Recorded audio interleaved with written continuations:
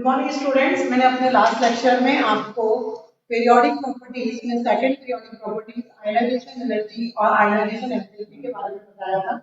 आज हम उसी चैप्टर में अगली periodic property electron gain enthalpy ले रहे हैं। यहाँ पर भी इलेक्ट्रॉन गेन एंथैल्पी को समझाने के लिए आपके सामने एक एग्जांपल ले रही हूँ। क्लोरीन का एटॉमिक नंबर 17 होता है और उसका इलेक्ट्रॉनिक कॉन्फ़िगरेशन 2,8,7 होता है। तो इसके बाहर वाले शेल में कितने इलेक्ट्रॉन है? 7 इलेक्ट्रॉन है और इसको ऑक्टेट कंप्लीट करना है, यानी ये एक इलेक्ट्रॉन क्या करेगा? गेन करेगा। अगर ये एक इलेक्ट्रॉन क्लोरीन में हम ऐड कर देते हैं तो क्लोरीन के ऊपर माइनस चार्ज आ जाएगा, मतलब वो क्लोराइड आयन में कन्वर्ट हो जाएगा और उसका इलेक्ट्रॉनिक कॉन्फ़िगरेशन हो जाएगा 2,8,8 और इसके आउटर मोस्ट शेल में जब 8 इलेक्ट्रॉन हो जाएंगे तो इसका ऑक्टेट क्या होगा? कंप्लीट हो जाएगा। और जब ऑक्टेट कंप्लीट होगा तो क्लोराइड आयन जो होगा वो स्टेबल माना जाएगा, क्योंकि किसी भी एलिमेंट या एटम के आउटमोस्ट शेल में जब 2, 8, 8, 18, 18, 32 इलेक्ट्रॉन्स होते हैं तो उस एटम का ऑक्टेट कंप्लीट माना जाता है और वो स्टेबल होता है। तो जब किसी भी एटम के सबसे बाहर वाले शेल में हम एक इलेक्ट्रॉन ऐड करते हैं उसके इलेक्ट्रॉनिक उसके ऑक्टेट को कंप्लीट करने के लिए, तो वो जब स्टेबल होता है तो एनर्जी रिलीज करता है और जितने अमाउंट में एनर्जी रिलीज होती है वो उसकी इलेक्ट्रॉन गेन एंथैल्पी कहलाती है। तो इलेक्ट्रॉन गेन एंथैल्पी की डेफिनेशन क्या हो गई? The amount of energy which is released during the addition of an electron to outermost shell of an isolated gaseous atom, that is called electron gain enthalpy. So पहली electron, जब आप पहला electron add करते हैं किसी भी atom के बाहर वाले शेल में तो एनर्जी रिलीज होती है। तो इलेक्ट्रॉन गेन एंथैल्पी को डेल एच ई जी से रिप्रेजेंट किया जाता है। यहाँ पर डेल एच का मतलब हो गया एंथैल्पी, ई का मतलब इलेक्ट्रॉन, जी का मतलब गेन, तो ये हो गया इलेक्ट्रॉन गेन एंथैल्पी। तो किसी भी एटम के बाहर वाले शेल में जब आप पहला इलेक्ट्रॉन ऐड करते हो तो वो कुछ ना कुछ अमाउंट में एनर्जी क्या करता है? रिलीज करता है। तो जो इलेक्ट्रॉन गेन एंथैल्पी की पहली वैल्यू होगी, यानी फर्स्ट इलेक्ट्रॉन गेन एंथैल्पी जो होगी वो क्या होगी? आपकी नेगेटिव होगी। लेकिन अब अगर इसका एक और एग्जांपल हम देखें कि ऑक्सीजन है, क्या एग्जांपल इसका? ऑक्सीजन का एटॉमिक नंबर 8 होता है। ऑक्सीजन का एटॉमिक नंबर कितना होता है? 8 होता है। इसका इलेक्ट्रॉनिक कॉन्फ़िगरेशन 2,6, यानी इसके बाहर वाले शेल में ऑक्टेट कंप्लीट करने के लिए 2 इलेक्ट्रॉन की जरूरत है। तो जब हम ऑक्सीजन के एटम में एक इलेक्ट्रॉन को ऐड करेंगे तो ऑक्सीजन के ऊपर माइनस चार्ज हो जाएगा क्योंकि इलेक्ट्रॉन गेन कर रहा है और इसका जो ऑक्टेट होगा वो क्या हो जाएगा? 2,7। इस समय जो इलेक्ट्रॉन गेन एंथैल्पी रहेगी पहला इलेक्ट्रॉन ऐड करते समय वो वैल्यू क्या रहेगी? नेगेटिव रहेगी, क्योंकि एनर्जी क्या होती है? रिलीज होती है। लेकिन अभी ऑक्सीजन का ऑक्टेट कंप्लीट नहीं हुआ, इसको ऑक्टेट कंप्लीट करने के लिए एक इलेक्ट्रॉन और चाहिए, 8 करने के लिए एक इलेक्ट्रॉन और चाहिए।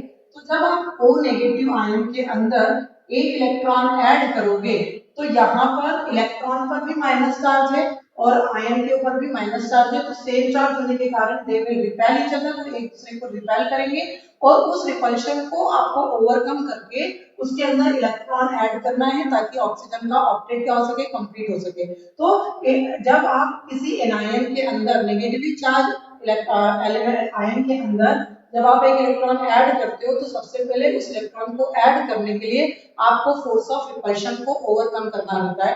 तो उसके लिए एटम एनर्जी को क्या करता है? एब्सॉर्ब करता है और फिर जाकर वो क्या करता है? रिपल्शन को ओवरकम करके अपने बाहर वाले शेल में सेकंड इलेक्ट्रॉन ऐड करता है। तो कहने का मतलब ये हुआ कि जो सेकंड इलेक्ट्रॉन गेन एंथैल्पी होगी वो एटम की क्या हो जाएगी? पॉजिटिव हो जाएगी, क्योंकि इसमें एटम हीट को क्या करता है? एब्सॉर्ब करता है। तो इलेक्ट्रॉन गेन एंथैल्पी का क्या मीनिंग हुआ? किसी भी एटम के बाहर वाले शेल में एक इलेक्ट्रॉन को ऐड करते समय वो एटम अपने में से जितनी एनर्जी रिलीज करता है वो उसकी इलेक्ट्रॉन गेन एंथैल्पी कहलाती है। लेकिन हमेशा पहला इलेक्ट्रॉन जब आप ऐड करोगे तो इलेक्ट्रॉन गेन एंथैल्पी की वैल्यू नेगेटिव रहेगी। उसके बाद जितनी बार आप इलेक्ट्रॉन ऐड करोगे तो इलेक्ट्रॉन गेन एंथैल्पी की वैल्यू पॉजिटिव होती चली जाएगी, क्योंकि एक इलेक्ट्रॉन गेन करने के बाद एटम नेगेटिवली चार्ज आयन में कन्वर्ट हो जाता है, इलेक्ट्रॉन पर माइनस चार्ज होता है, आयन पर भी माइनस चार्ज होगा। तो नेगेटिव नेगेटिव को क्या करेगा, रिपेल करेगा। उस रिपल्शन को ओवरकम करने के लिए एनायन हीट एब्जॉर्ब करता है, इस कारण इलेक्ट्रॉन गेन एंथैल्पी की सेकंड थर्ड जो भी वैल्यू होगी वो क्या होगी, पॉजिटिव होगी। तो ये मैंने आपको जो समझाया ये इलेक्ट्रॉन गेन एंथैल्पी की डेफिनेशन थी।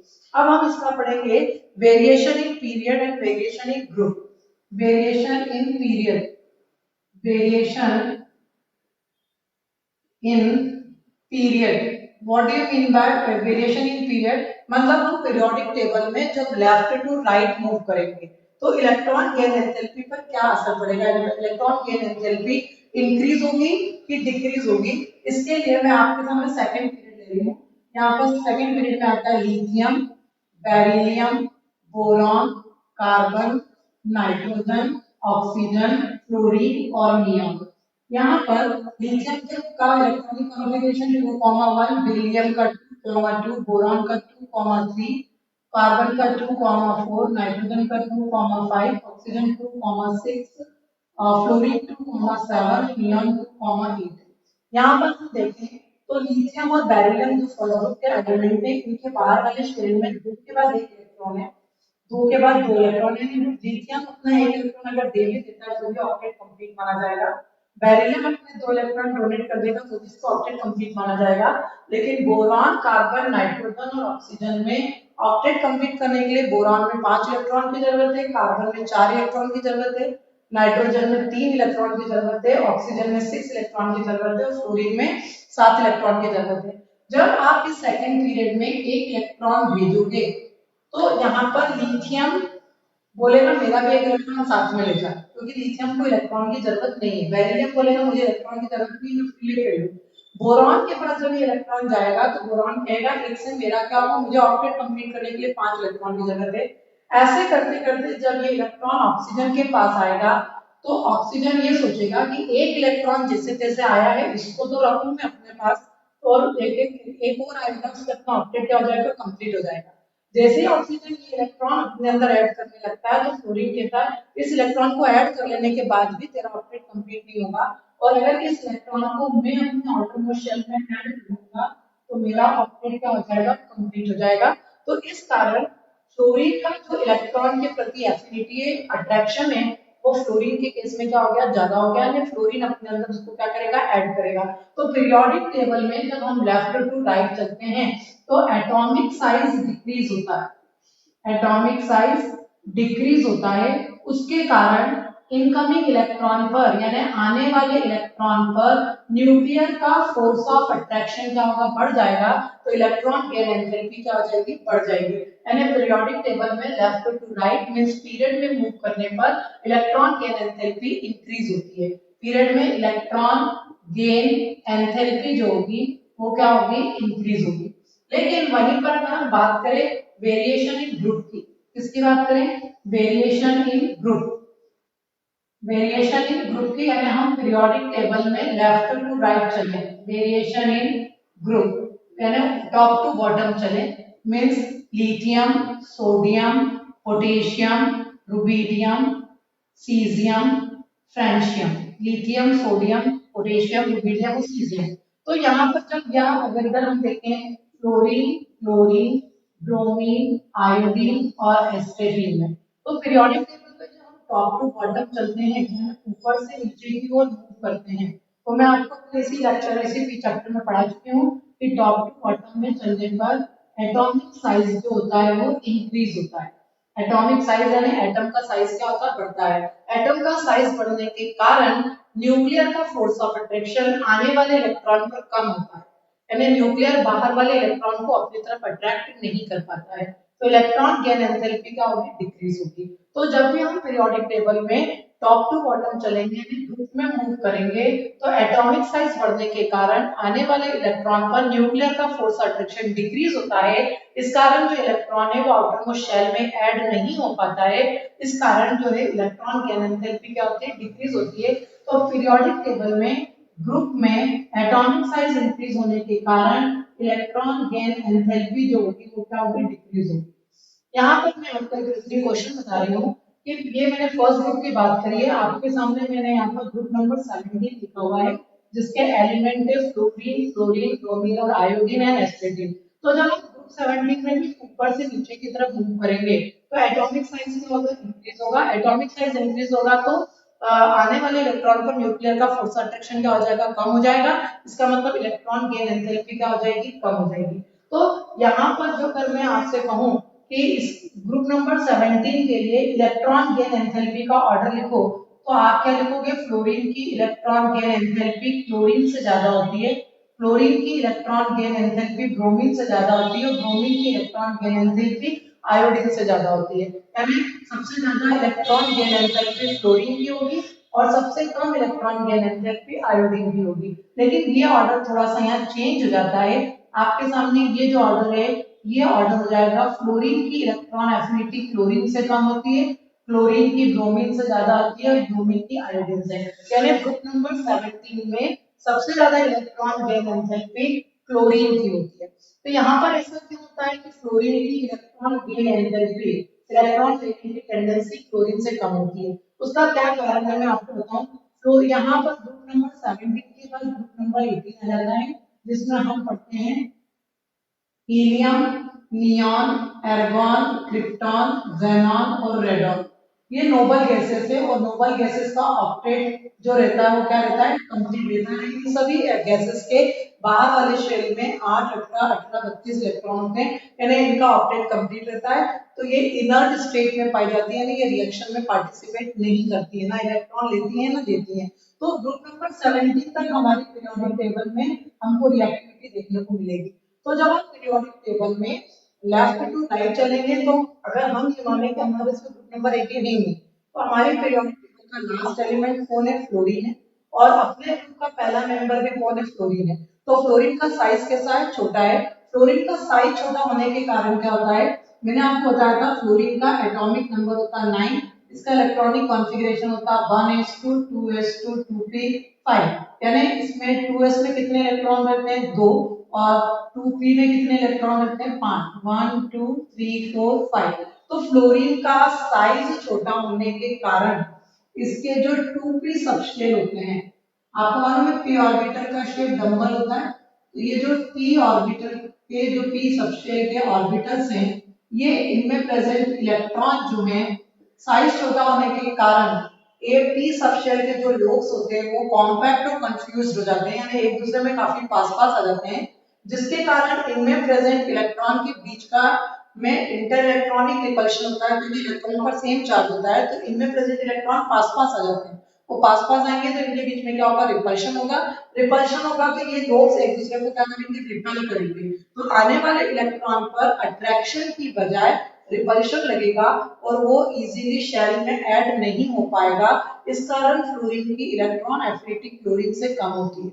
मैंने आपको क्या बताया, फ्लोरीन की इलेक्ट्रॉन एफिनिटी क्लोरीन से कम होती है। उसका क्या कारण है कि फ्लोरीन अपने ग्रुप का पहला मेंबर है, उसका साइज कैसा है, छोटा है। फ्लोरीन का एटॉमिक साइज छोटा होने के कारण इसके जो 2p सबशेल के ऑर्बिटल्स होते हैं वो कॉम्पैक्ट और कंफ्यूज जाते हैं, अपन ये बोल सकते हैं कि एक दूसरे में मर्ज हो जाते हैं, जिसके कारण उनमें प्रेजेंट इलेक्ट्रॉन्स जो होते हैं वो पास पास आते हैं। इलेक्ट्रॉन पर सेम चार्ज होने के कारण इलेक्ट्रॉन एक दूसरे को रिपेल करते हैं, इसको अपन इंटर इलेक्ट्रॉनिक रिपल्शन कहते हैं। और उस रिपल्शन के कारण आने वाले इलेक्ट्रॉन पर अट्रैक्शन की बजाय रिपल्शन फोर्स लगता है और वो आउटर मोस्ट शेल में इजीली ऐड नहीं हो पाता है।